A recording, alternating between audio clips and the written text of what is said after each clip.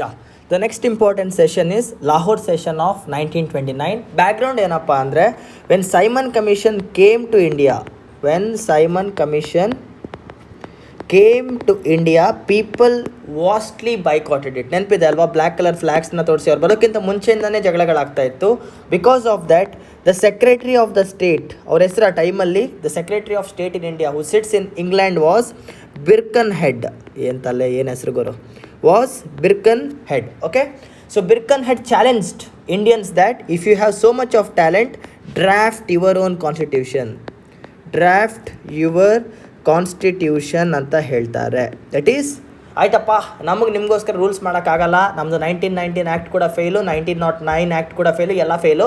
ಒಂದು ಕೆಲಸ ಮಾಡಿ, ನೀವೇ ಕೂತ್ಕೊಂಡು ನಿಮಗೋಸ್ಕರ ಕಾನ್ಸ್ಟಿಟ್ಯೂಷನ್ನ ಡ್ರಾಫ್ಟ್ ಮಾಡ್ಕೊಳ್ಳಿ ಅಂತ ಚಾಲೆಂಜ್ ಮಾಡ್ತಾರೆ. ಯಾರು? Secretary of the state Birkenhead ಅವರು.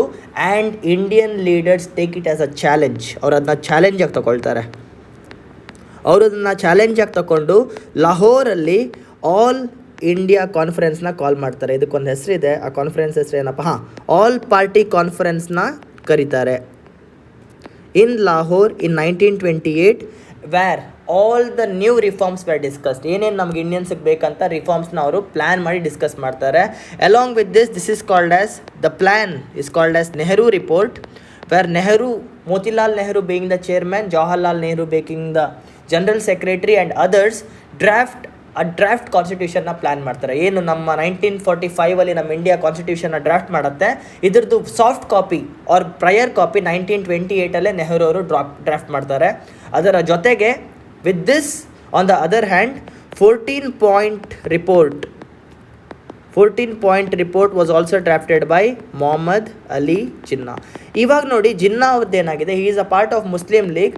So from now on he is not representing Indians or Hindus, he is purely representing Islam community. So ಅವ್ರ ರಿಪೋರ್ಟಲ್ಲಿ ಮುಸ್ಲಿಮ್ಗೆ ಸಪ್ರೇಟ್ ಎಲೆಕ್ಟರೇಟ್, ಮುಸ್ಲಿಮ್ಸ್ಗೆ ರಿಸರ್ವೇಷನ್ಸ್ ಬಗ್ಗೆ ಮಾತುಕತೆ ಆಗ್ತಿತ್ತು.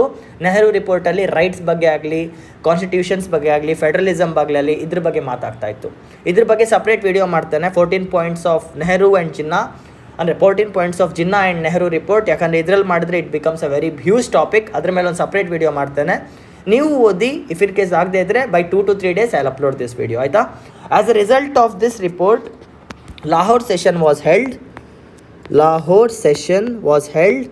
in 1929. Okay, Lahore session was held in 1929, where Jawaharlal Nehru was the president of this session and he opted for Purna Swaraj was opted. ನೋಡಿ, ಇವಾಗಷ್ಟೇ ಹೇಳಿದೆ, Bhagat Singh was hanged to death in 1931. Okay, and Purna Swaraj was opted in 1929. Somewhere the popularity of Bhagat Singh was so popular that it was forced, Indian National Congress was forced to swap from Swaraj to Purna Swaraj, and this is possible because of the contribution of Bhagat Singh. So for the first time in the history,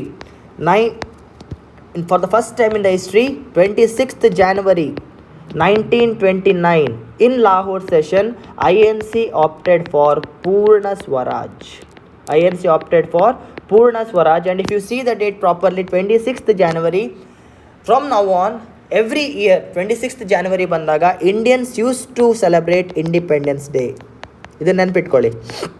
ನಾವೇನು 15th August 1947 celebrate ಮಾಡ್ತೀವಲ್ಲ independence day, the celebrations of independence day had started long back in 1930, that is 26th January 1929. The movement Purna Swaraj was opted, Indians assumed that we are independent from now on. ಸತ್ರೆ ಸಾಲಿ Britishers ಅಂತ every year they were celebrating independence day. And to give importance to this particular day, republic day of India is celebrated on 26th January.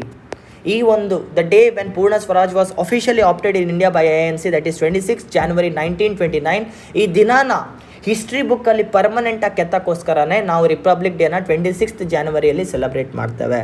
And it was in the Lahore session under the presidency of Jawaharlal Nehru, India opted for Purna Swaraj, and the architect behind the Purna Swaraj is definitely Bhagat Singh.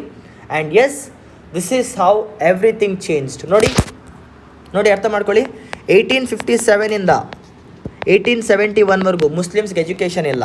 1871 ಇಂದ 1905 is the phase of moderate leaders.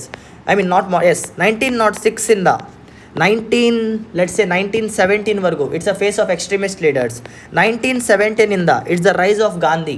And ಇಷ್ಟು ಸಾಕಾಗ್ತಿಲ್ಲ ಅಂತ there is one more rise of one more hero. Who is that? Bhagat Singh was also rising.